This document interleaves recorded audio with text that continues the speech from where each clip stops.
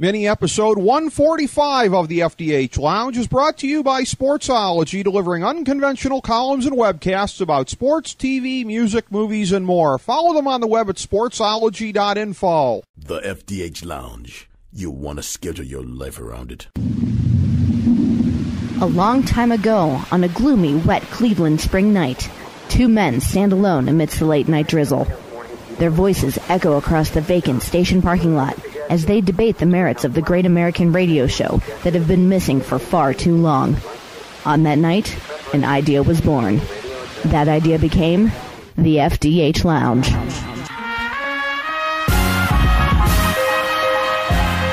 Welcome to the FDH Lounge. Hello, everyone. Welcome to the FDH Lounge. This is FDH Managing Partner Rick Morris welcoming you to FDH Lounge mini episode number 145. We've got a great one for you here today. Two gentlemen are going to be joining us, a father and son team. You can check out their work at WinstonChurchillThrillers.com. It details the books that they've written. There is the latest out in their series of Winston Churchill thrillers. We're going to be discussing that one here today.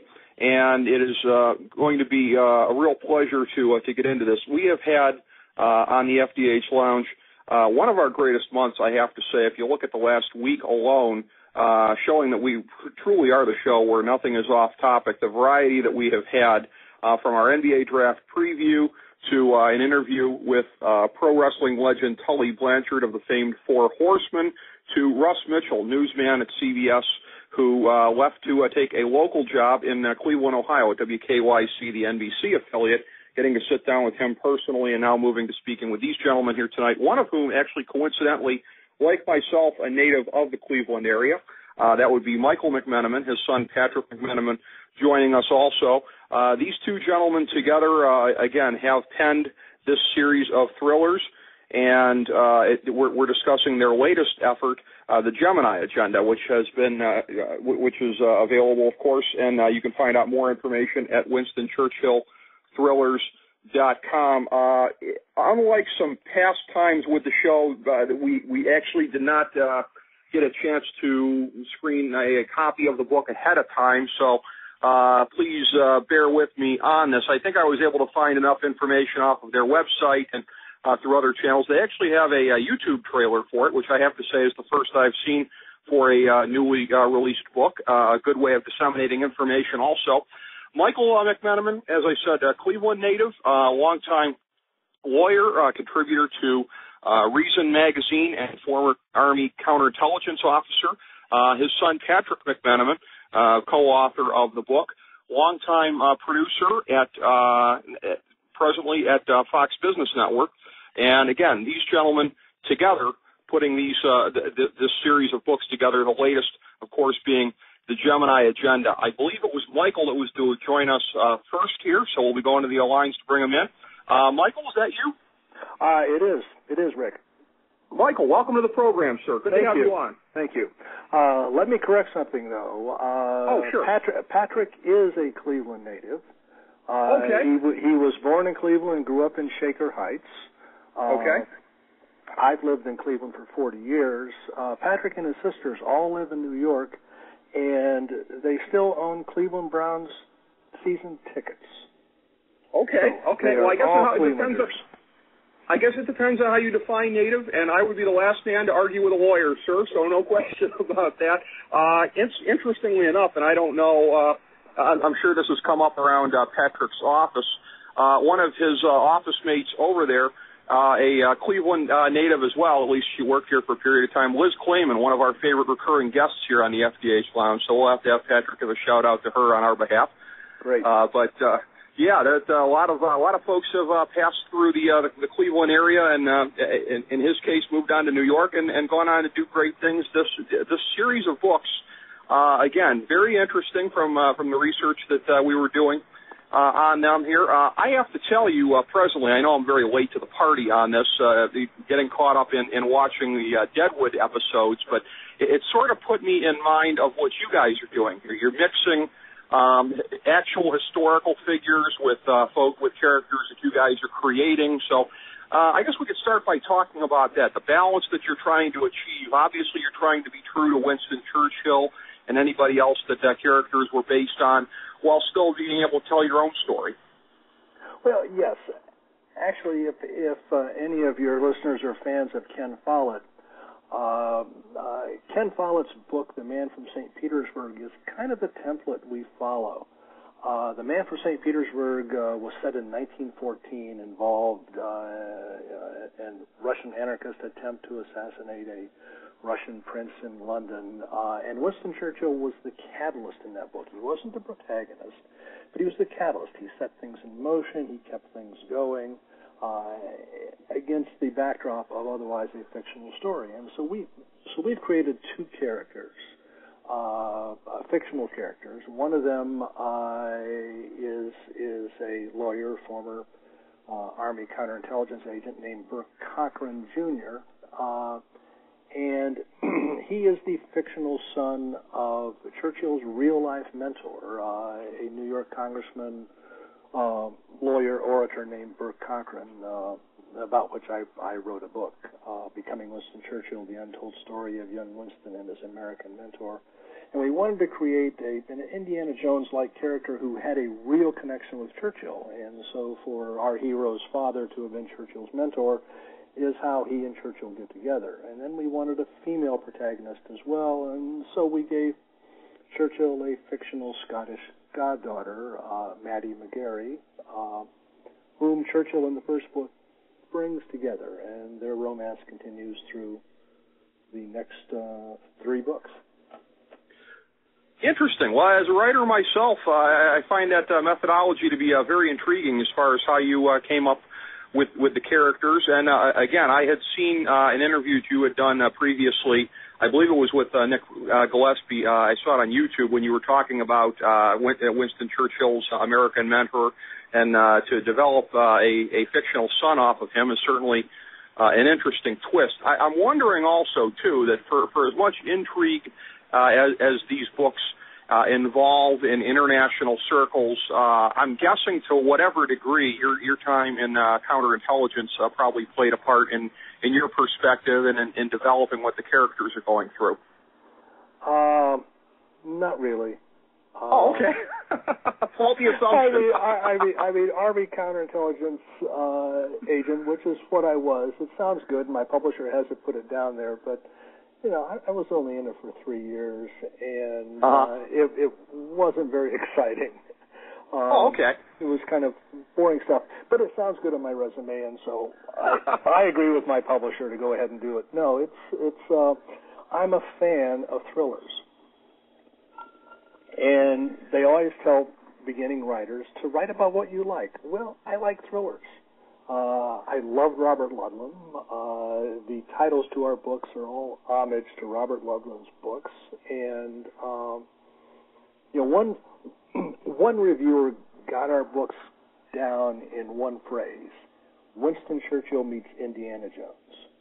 And that's what we're trying to do. These books are set in the 1930s when Churchill was out of power, his wilderness years, 1929 to 1939, and a lone voice warning against the rise of Hitler and Nazi Germany. And therefore, you will find at various places in all of our books Nazis as villains. They're perfect villains. But we try and weave in historical characters. I think the first book, William Randolph Hearst is in all books because Maddie McGarry, our female protagonist, is a photojournalist who works for Hearst, even though she's Scottish. He's in all the books. Winston is in all the books. Cochran, well, he starts out as a law professor.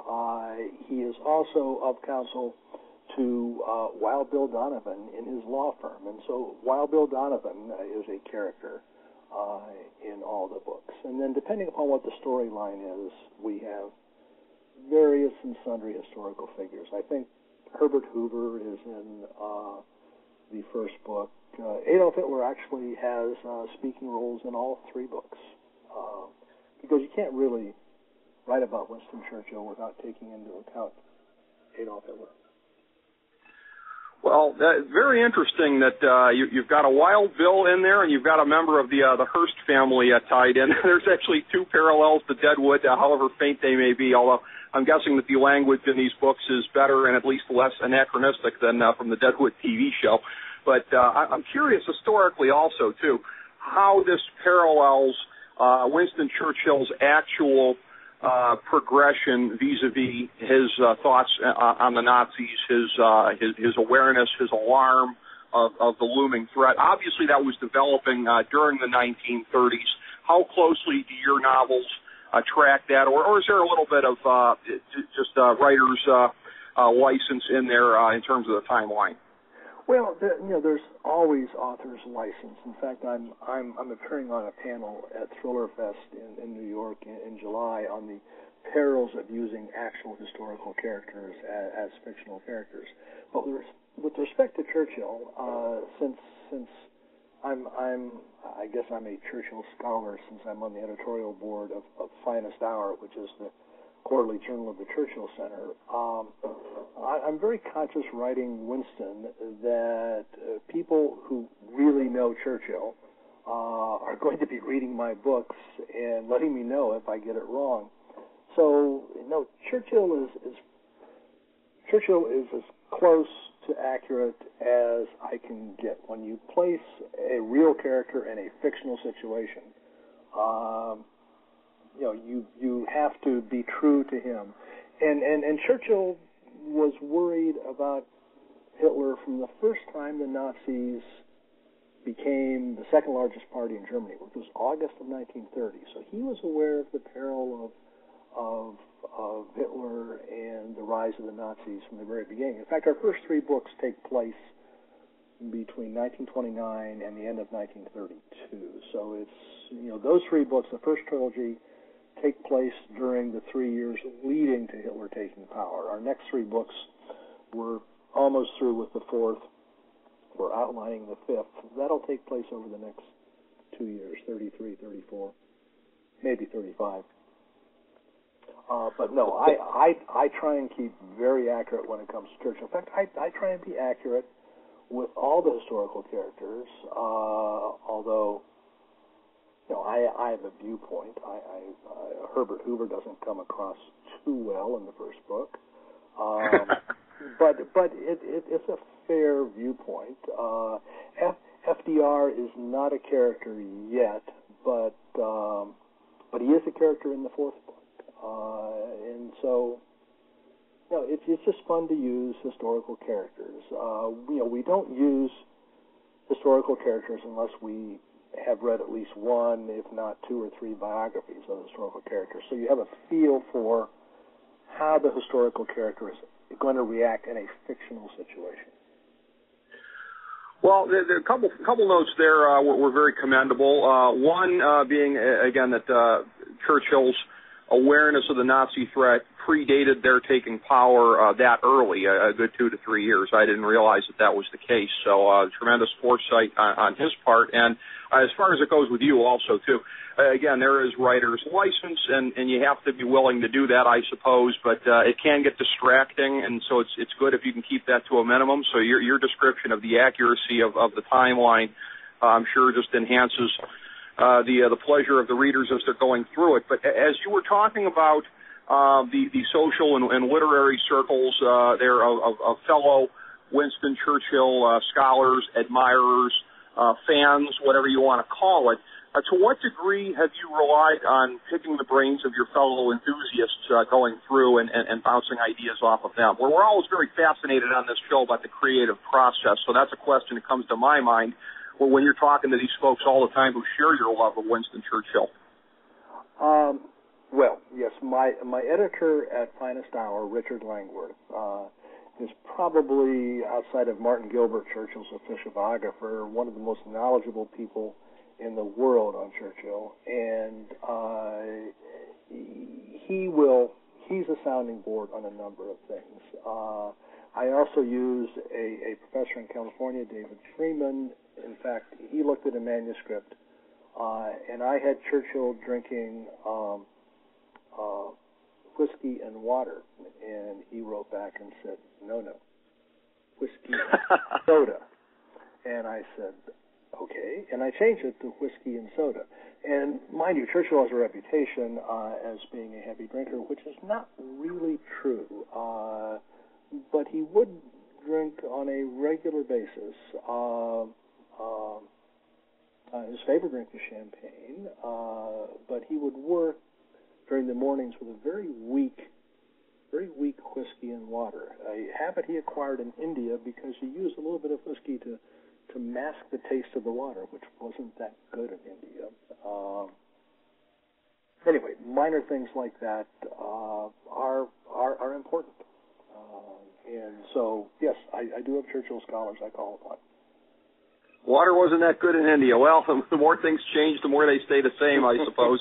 But that's an interesting note as far as how he handled that and what his course was on that. I think also in looking at this too, it's going to be a note of interest to people that vis-a-vis some of the different projects being developed right now. You look at the Hatfields and the McCoys on History Channel, some of the things like that. I'm curious whether you and your son have ever considered leveraging this perhaps in new media with some kind of a production, perhaps traditional television. Have you guys looked to take this franchise beyond the book form?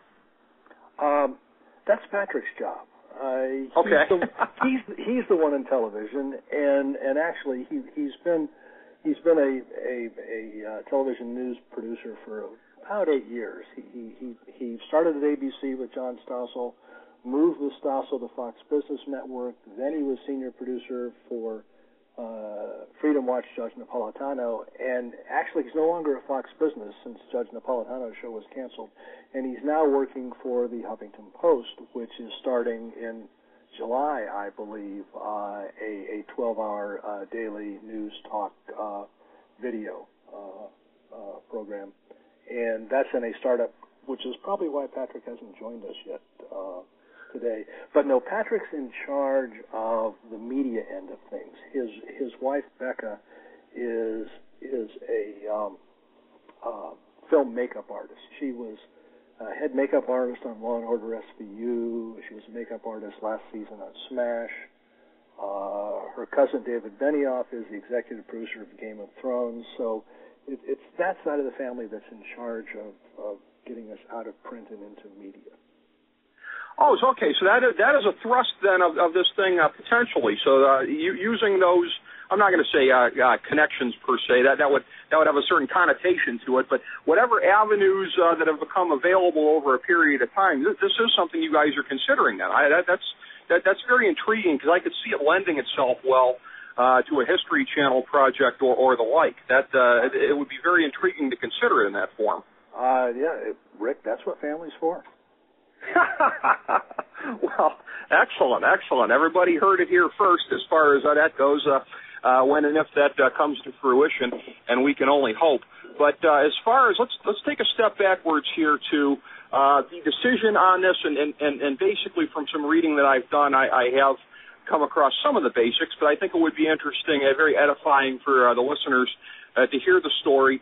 When you and your son came up with the idea to do this together, I saw in some reading that I was doing, you guys alluding to family dinners where perhaps some other eyes were rolling at the thought of all the Churchill talk. But I'm very interested to hear, as I think others would be, the process by which you guys decided to create this franchise. Well, the concept originally came from me because I've been studying Churchill and writing about him for quite some time, for probably 20 years, and I've been a writer for a long time. I've been with Reason since '75, and since Finest Hour since the late '80s, and so I always wanted to do fiction.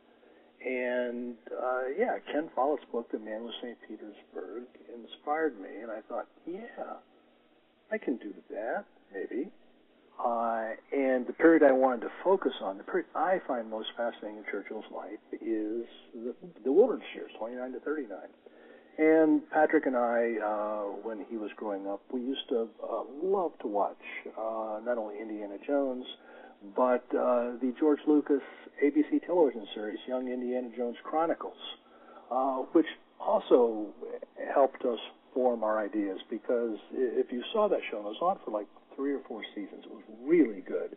And young Indiana Jones, Sean Patrick Flannery, would interact with, in the stories, real historical characters. And it was well-researched, well done, and we thought, yeah, let's do that. And so we did. And Churchill, most people think of Winston saving the world in 1940, standing up to Hitler. But he was an adventurous, athletic guy. I mean, he fought in Afghanistan on the northwest border. He fought Muslim terrorists in the Sudan.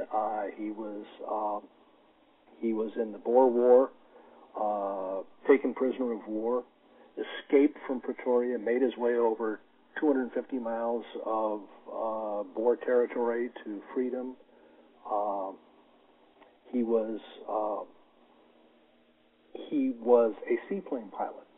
When he was First Lord of the Admiralty, he learned to fly a seaplane in 1912. Planes were very dangerous back then. He was a crack shot all his life. As I say, he played polo until he was 20. He was a fencing champion in high school. Very athletic, very energetic, adventure-seeking guy. And I can tell you, he is just pleased as punch to be in an adventure series set in the 1930s. I can well imagine that, Michael. And in terms of that, again, I know it's not during the time frame that these books are set to, but as I was going through, as I was doing a little bit of prep for this, it's been a few years at least since my days as a history minor down at the Harvard on the Hocking. But as I was going through and prepping and looking at this and reading about those military adventures of which you speak, to what extent is that leveraged in the course of this, be it Churchill speaking of those times, memories from it, lessons learned, etc.? Well, I was kind of cautious. We were kind of cautious in the first book where Churchill was the subject of an assassination attempt, and we didn't let him take part in the culmination of where an attack is made on this IRA warehouse, and he was upset about that. And then in the second book, they're off to rescue Maddie, who was being held by the Nazis, and Winston came along for that, but he wasn't actually involved in the gunplay, and he was annoyed with that too. And so in our third book, we actually let him show what a marksman he was, because as they're trying to get away in an airplane where Churchill was the co-pilot, and someone said, when was the last time you flew? And he said, 1912. But you never forget. And so the Nazis are coming on to the airfield, and Churchill and one of the other guys, not Cochrane, are attempting with .45 automatics to stop this car, and the other guy is an Irish guy, and he's a very good shot, and he's waiting to he's waiting for the Nazis to get close enough, and with .45 automatics, the optimum range with real accuracy is like 50 yards. Mm-hmm. And so Bobby Sullivan is the guy's name, and he's in all 3 books. And he was an assassin for Michael Collins in the Irish Anglo War, and he's waiting for the car to get 50 yards away. Churchill's standing beside him, and he starts blasting away at 75 yards. Promptly puts 3 shots right in the middle of the Mercedes radiator. And, the car comes to a halt, and Bobby Sullivan takes out the Nazis inside. So afterwards, they're taking off.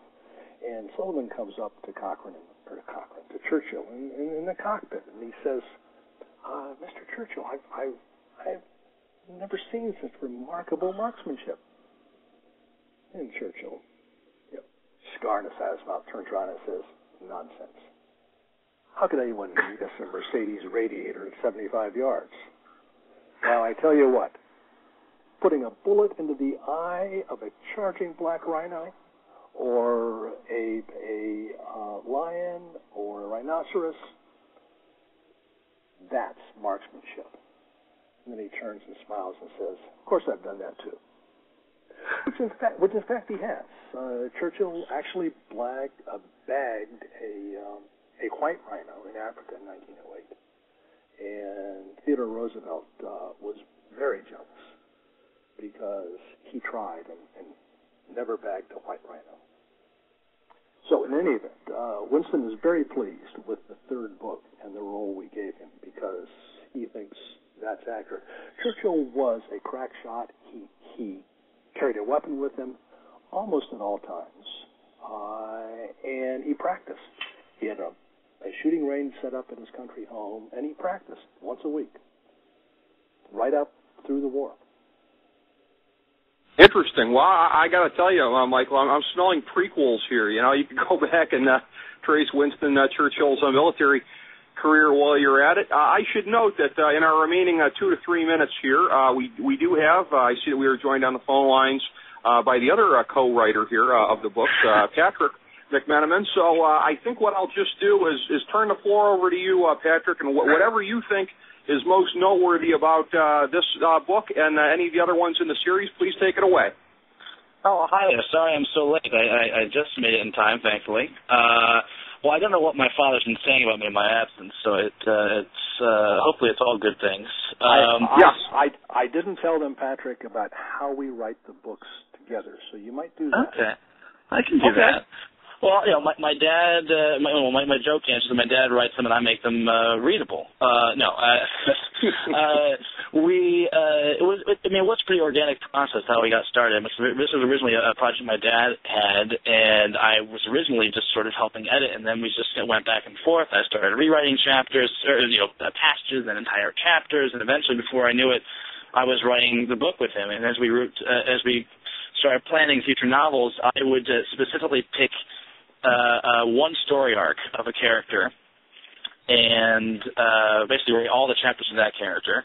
My dad would write the others, and then we just trade them back and forth and edit them until you really can't tell who started which chapter. And that way it's nice. It gives us both a sense of ownership, a little freedom, and because naturally, if anyone is listening to this has ever, tried to write something with anybody, it's a really challenging thing to work out and still be friends, let alone with your own father, especially when your father pens sex scenes and you have to edit them very often.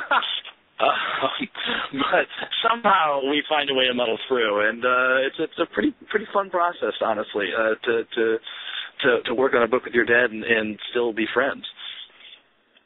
Well, it's a tremendous story of how this is coming together, as well as the stories themselves. And your father had touched upon the prospects for multimedia, perhaps at some point down the road. So we look forward to seeing this in whatever form that it manifests itself as these projects go along. Gentlemen, it's been great talking to both of you here today, and Michael and Patrick McMenamin. And again, we'd love to do it again anytime. And Michael, with you being in the Cleveland area, I'd love to sit down with you personally sometime, perhaps about your work at Reason Magazine or anything else that you've got going on. So you guys are always welcome back. Great. Thanks very much, Rick. We appreciate it. Thanks so much. Thanks so much for having us. Appreciate it. Appreciate it. Thank you, gentlemen, so much. And thank you for joining us out there in the audience here, FDH Lounge, mini episode 145. As we bring the show to a close, we would like to extend our deepest gratitude to NBC, CBS, ABC, Fox, all Clear Channel affiliates, TNT, TBS, USA, UPN, Deadspin.com, YouTube.com, YTMND.com, MySpace.com, various blogs, Fox News, CNN, CNBC, MSNBC, IamBoard.com, Billboard.com, Google.com, ESPN, ESPN2, ESPN News, ESPN Classic, NBA TV, NFL Network, Sports Time Ohio, Athlon Magazine, Comedy Central, Cartoon Network, The Boomerang Channel, QVC, BET, The Spice Channel, Steno Notebooks, Manwich, Papermate Office Supplies, waitresses, strippers, bartenders, garbage men, janitors, microwave popcorn, the writers of The Office, Scrubs, Entourage, My Name is Earl, Oz, Metalocalypse and the Boondocks, Aquafina, and The Periodic Table of Elements.